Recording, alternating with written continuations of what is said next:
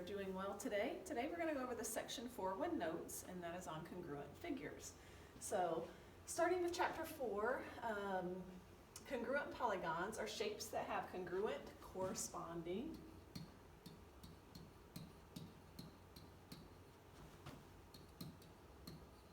parts. Okay, every angle and every side of the first polygon has a corresponding congruent angle and a corresponding congruent side. In the second polygon, okay? So congruent triangles specifically, which is what we're going to work mainly with in this chapter, are two triangles that have congruent corresponding parts, okay?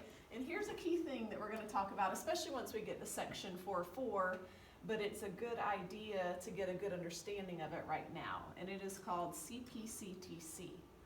CPCTC, and you do want to remember that abbreviation or acronym for that. What it stands for is corresponding parts of congruent triangles are congruent. Okay, so we can see corresponding parts, the of doesn't get a letter, but congruent triangles, the R doesn't get one, congruent. Okay, but we really want to make sure we understand what that means. For one, if we're asked what does CPCTC mean, we want to be able to write that down. But two, it's nice that we can write this instead of writing this out every time. But every time we write our abbreviation, we want to say in our head what it stands for. Corresponding parts of congruent triangles are congruent, because that will help us remember it and help us understand what it actually means. Okay, and here's what we're going to talk about in terms of what that actually means. It says, what angles and sides are congruent if triangle ABC is congruent to triangle EFG? Okay, if they tell me those two triangles are congruent, that is called a congruent statement. This thing right here is a congruent statement. This one little congruent statement is telling us a whole bunch of information.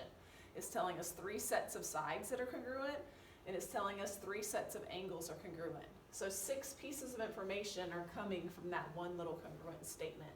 I can mark that information on the picture. I can see if A is the first letter and E is the first letter, then I know that angle A is congruent to angle E. Okay? I can see if B is the middle letter and F is the middle letter, I know that those two angles are congruent.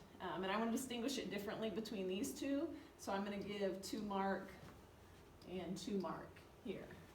Okay? And then the C and the G are the last letters, and they are congruent, so I can say angle C is congruent to angle G, 3 mark, 3 mark. Okay?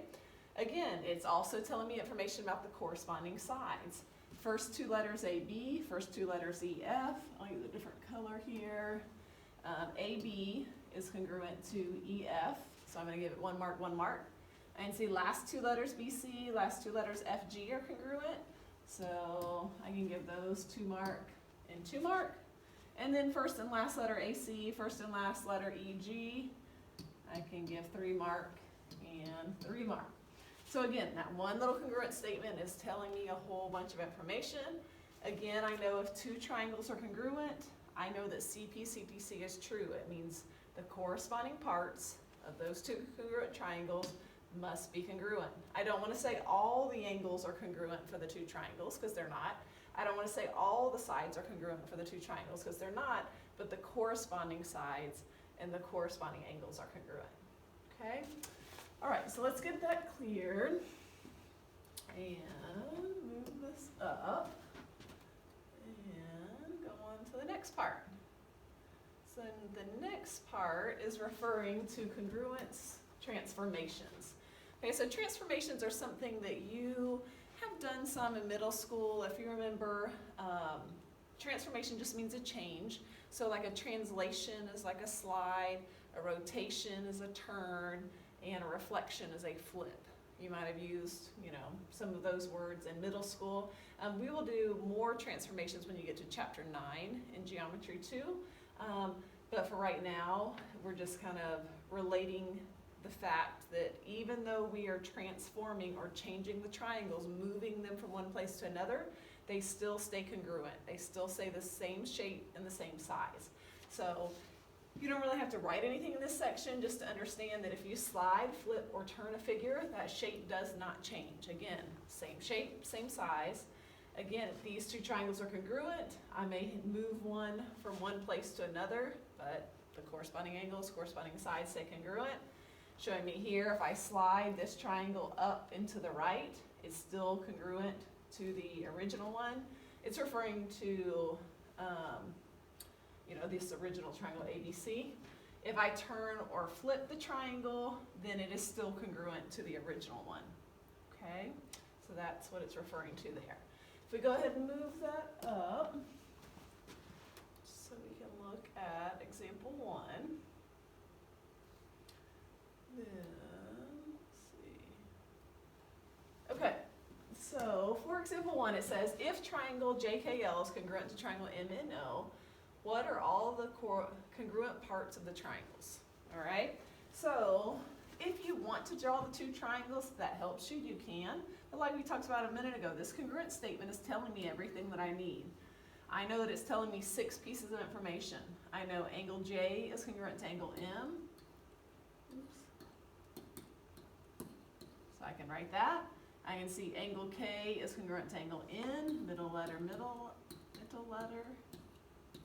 And I can see last letter, angle L is congruent to angle O.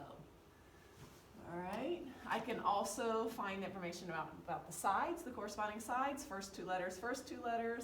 I know that segment JK is congruent to segment NN. I know that last two letters, KL is congruent to NO. Okay, and I can see first and last letter JL is congruent to first and last letter MO. Okay, so next thing that it's asking for is example 2. It says name the congruent statement for the triangles. So they're telling me all the things that are congruent. Let's see if those are marked on the picture already. It tells me angle Q is congruent to angle T, so I'm going to go ahead and mark that. I can see they already marked some things congruent for me, but I'm going to mark the additional things that it's saying. Tell me angle V is congruent to X, so I'm going to give that one 2 mark and 2 mark. And I can see QRV, so QRV and TRX. Again, they're naming it by 3 letters because there's more than one angle at R. And so I did 3 marks in those angles. And then now that I see 6 pieces marked on this triangle, 6 pieces marked on this triangle, then I can say these two triangles are congruent. Okay, by a congruent statement, that's what it's asking for. So I need to say triangle something is congruent to triangle something. Now here's the thing, I can't just throw the letters down. The order of the letters matters. Okay, now 2 people might answer this question differently and still both have it right, but the order of the letters matters. So it does not matter how you name the first one. Okay, I can just pick one of the triangles and name it. If I want to say QRV, I can do that. Okay, but now it does matter how I name the second one. If I chose to go QRV and do 1 mark, 3 mark, 2 mark, I have to follow that same pattern over here. 1 mark, 3 mark, 2 mark. So I have to go TRX. Okay, if someone else had chosen to go QVR, that would be fine. But if they chose to go QVR and go 1 mark, 2 mark, 3 mark, on the other side they'd have to go 1 mark, 2 mark, 3 mark, follow the same pattern, TXR. Okay, so it's just very important that you slow down when you're naming them, because sometimes the figures are flipped or turned, so that's why you need to pay attention to the side markings and the angle markings to make sure what corresponds with what, and make sure that you list those congruent statements correctly. Okay, all right, so let's go and get that cleared and move on to the next page. I thought I cleared it. Let's move that up, and now we are going to talk about the third angle theorem. So what the third angle theorem says is that if 2 angles of one triangle are congruent to two angles of a second triangle, then the third angles of the triangles are congruent. Okay, so if we're going to do a proof of that, but just to show you that it kind of makes sense, what this is saying is that, say I told you that this angle was 60 and this angle was 60. And I told you that angle B was definitely 50 and angle E was definitely 50. And then I asked you, are C and F congruent to each other? Okay, you would figure out, yeah, they are congruent to each other. Because I know if I add these two up and subtract from 180, you know, if I add these two up, I get 110. If I subtract that from 180, I get 70. If I add these up and subtract from 180, I get 70. So yes, C and F must be congruent. And that's what it's saying. If I know for sure that two angles of one triangle are congruent to two angles of another triangle, then those third angles must be congruent to each other. So even if we don't know any numbers, you know, even if all we have is congruent markings and information, okay, if I saw that, I would know for sure that C and F must be congruent to each other. Two angles of one triangle are congruent to two angles of the other. Those third angles must be congruent to each otle. Okay, so that's what the third angle theorem is saying. And sometimes we end up using that in proofs to help explain some of our reasons. So let's go ahead and move this up, and we can do this proof of the third angle theorem. Let's see, 7. All right, I think we can fit it in there. Let's get that cleared. Okay. So they've done some of it for us, and then we're filling in the rest of that. So in this case, it tells us A is congruent to angle D, that's in the given, and we want to mark any of the given information on the picture. It's also telling us that B is congruent to E. Okay, and we're trying to prove that angle C is congruent to angle F. Sometimes I don't want to mark them congruent because that's what I'm trying to prove. Sometimes I'll star what I'm trying to prove to kind of keep in mind that that's what I'm trying to get to. Okay, they already gave me the given information, so I don't have to write that. And then now, from there, I can see the reason it's giving me is definition congruent angles. I have to think what that means, you know, back to chapter 2, that if we use definition congruence, that means we're switching from a congruent sign to an equal sign, or an equal sign back to a congruent sign. At this point, we've got congruent symbols, so that probably means we're switching to equal signs. So I can say measure of angle A is equal to measure of angle D, and measure of angle B is equal to measure of angle E. And remember, when we use the equal signs, we're putting the little m's in front. Okay, just kind of a technicality. From there, I can see my reason is the sum of the angles of a triangle is 180. And if I think about what that means, I know for sure, something I know for sure is that if I add the three angles up of a triangle, that they add up to 180. So that's what I'm trying to show here. I can show that the measure of angle B, measure of angle A, plus the measure of angle B, plus the measure of angle C, so all three of these angles, I know must equal 180. Okay? I can also do that for the other triangle. I know that D and E and F have to add up to 180, so I'm going to put that underneath. So measure of angle D plus measure of angle E plus measure of angle F must equal 180. Okay? From there, I can see my reason of substitution, and I have to kind of think, what am I trying to get to? I'm trying to get to C being congruent to F, okay? But, you know, it's a process of getting there. So, if I see these two equations, and these are both 180, we've done this quite a bit with some of our other proofs, I know that if all this stuff is equal to 180, then I know I can put all that stuff in for 180's place, okay? So I'm going to end up having measure of angle A plus measure of angle B plus measure of angle C is equal to, now I'm going to put all this, measure of angle D plus measure of angle E plus measure of angle F. And my reason, again, is substitution. Okay, again, keep in mind what you're trying to get to. I'm trying to get to C is congruent to F. So we're getting closer. I see a C. I see a F, they're on different sides now. But we got to get rid of some of this other stuff. So I can see here it says I'm going to use substitution, and it says I'm going to use statement 2 and 4. Oh, well up here I have A and D being the same, and up here I have B and E being the same. Okay, so I know that I can, if A and D are congruent, I can put D in for A's place right here. And if I know that B and E are congruent, I can put E in for B's place right here. So that's what I did on the next slide, is I said that measure of angle D plus measure of angle E plus measure of angle C is equal to, now the right side I kept the same, measure of angle D plus measure of angle E plus measure of angle F. Okay, so again, the whole thing that I did here is I basically just, since A and D are congruent to each other, I just took this D and stuck it right here. And because B and E are congruent to each other, I took that, where'd I put it? Stuck it right here. Okay, so that's where this came from.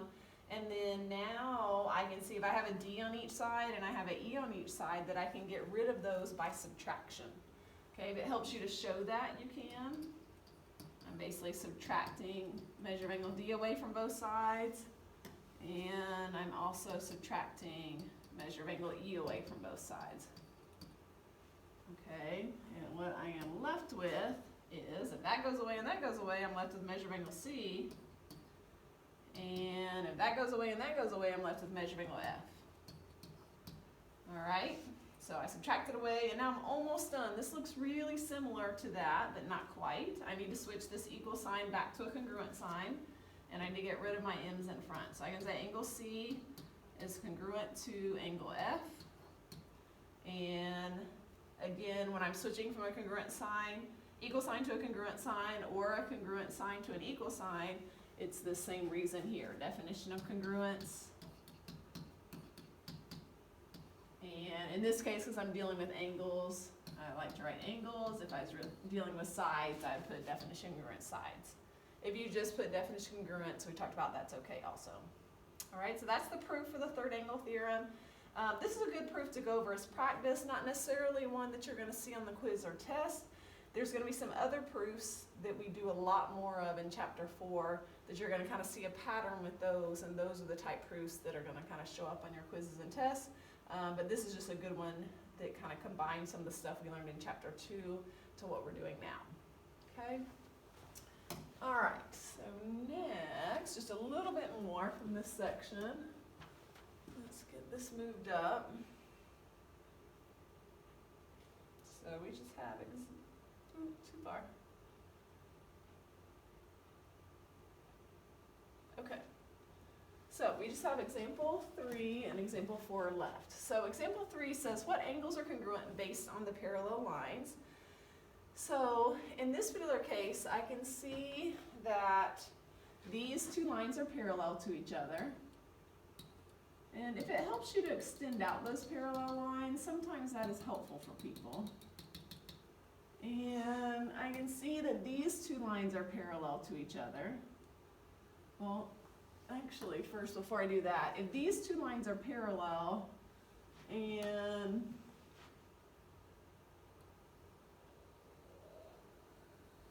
that's my transversal, okay, then if I just look at that, I can see that these two angles, these two lines are parallel and that's a transversal, then I know that these two angles would be congruent to each other, okay? And I can go ahead and list those angles. I can go and say that angle ADB is congruent to angle CDD.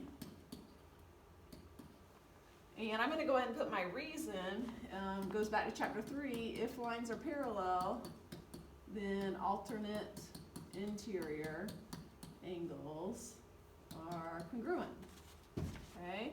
If I look at my other set of parallel lines, which are here and here, and if it helps you to extend those out, And if I look at that as these two parallel lines and this transversal, I can see between the parallel line and transversal, that that's another pair of alternate interior angles that must be congruent as well. So I can name those. I can say ABD is congruent to angle CDB. Again, be careful naming the angles when you're using three letters. Make sure the vertex ends up being your middle letter. And my reasoning here, again, is the same reasoning we just put up here. If lines parallel, then alternate interior angles are congruent. All right, now it's asking me, are the two triangles congruent to each other? Okay, so based on what we've talked about so far, then we had to think, what else do we know based on what we've talked about so far? Well, one thing we did talk about is that if these two angles are congruent to these two angles, then these third angles must be congruent.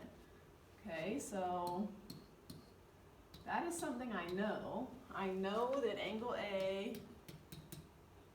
is congruent to angle C by the third angle theorem.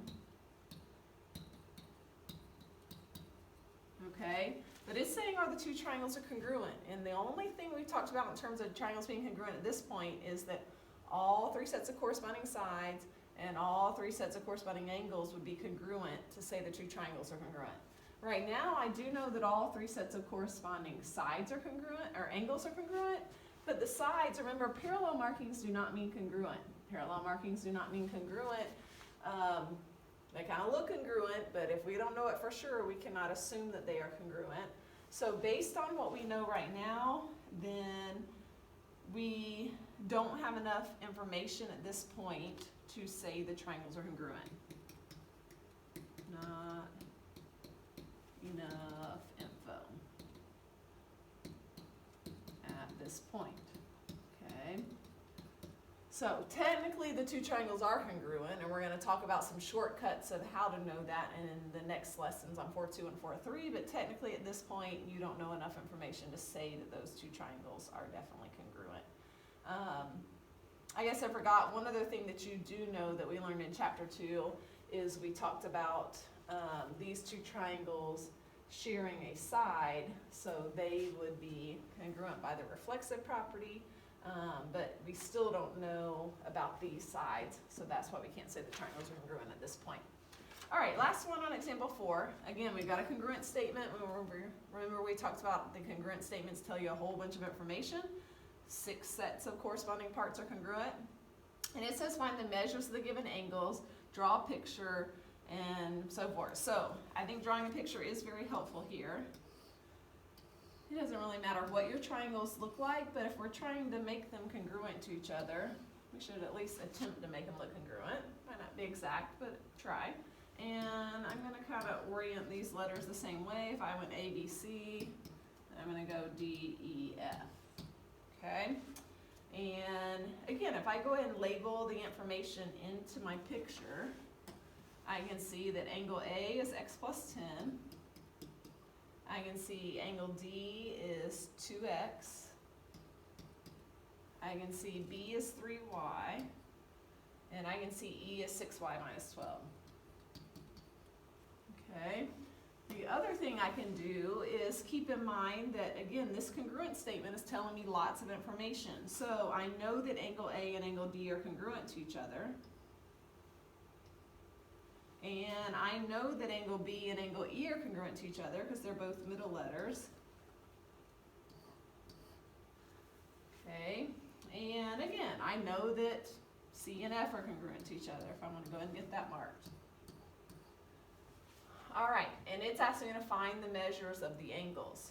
Okay, so I'm going to try and think of what true equations can I write to be able to solve for x and y, and then be able to plug in to find those angles. So if I know these two angles are congruent to each other, I can just set those equal to each other. I can say x plus 10 is equal to 2x, and then just a little bit of algebra to solve that. So if I go ahead and subtract x on both sides, then I'm left with x equals 10. Okay, if I go ahead and set up another equation over here to figure out what y is, I know that 3y is equal to 6y minus 12. Okay, if I just do a little bit of algebra to solve there, I can subtract my 3y on both sides.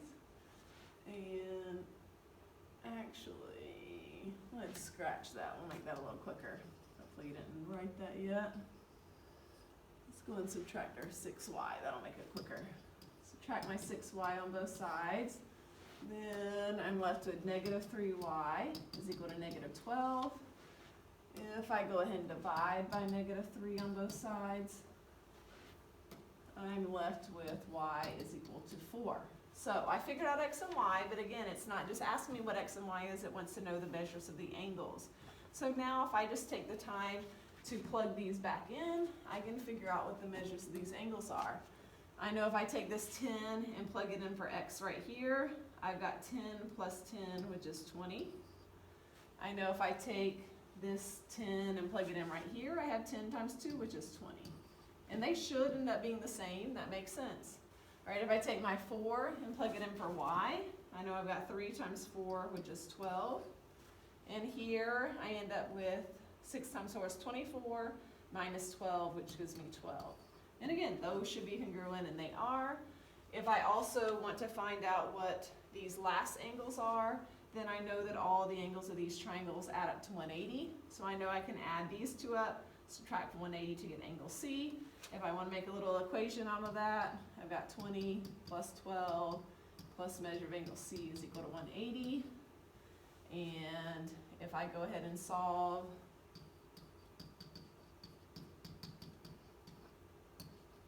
then I end up with measure of angle C is equal to 148. And I know that if this is 148, then angle F must also be 148. All right, so that's section 4.1. Let me know if you have any questions, and we'll move along to 4.2 and 4.3 tomorrow.